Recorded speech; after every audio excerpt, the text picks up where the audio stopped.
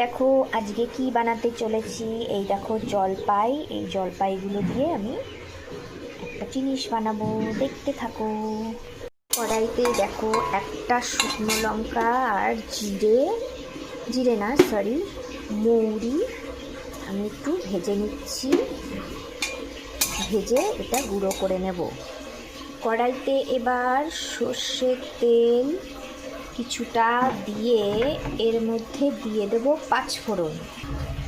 এর মধ্যে পাঁচফোড়ন দিয়ে দিলাম।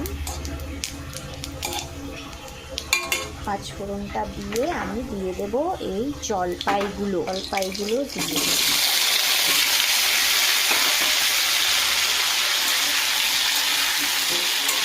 জলপাইগুলো আমি একটু তেলের মধ্যে ভালো করে নেড়ে চেড়ে দিয়ে দেবো লবণ পরিমাণ মতো আর হলুদ। দেখো কিছুটা লবণ আর দিয়ে দেবো কিছুটা হলুদ দিয়ে ভালো করে নেড়ে চেড়ে নেব। জলপাই তাড়াতাড়ি গলে যায়, তাই আমি হালকা একটু আঁচ বাড়িয়ে নেড়ে নেব। দেখো এটা আমার ভাজা ভাজা অনেকটা হয়েছে।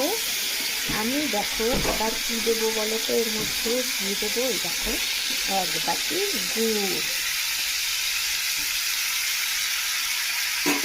গুড়টা দিয়ে আমি ভালো করে নেড়ে নেব। গুড়টা গরম তাপেই গলে যাবে। এবার ওই যে গুড়ের বাটিটা ছিল ওই বাটি দিয়ে আমি খুব সামান্য একটু জল দেবো। বাটি ধোয়া জলটা আমি দিয়ে দেবো।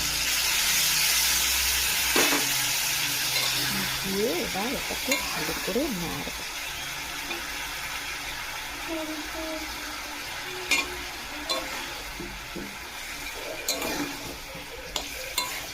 দেখো গুড়টা আমার গলতে শুরু করেছে।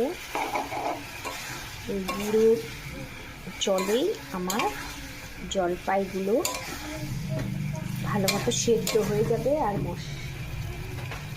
মিষ্টিটা এর মধ্যে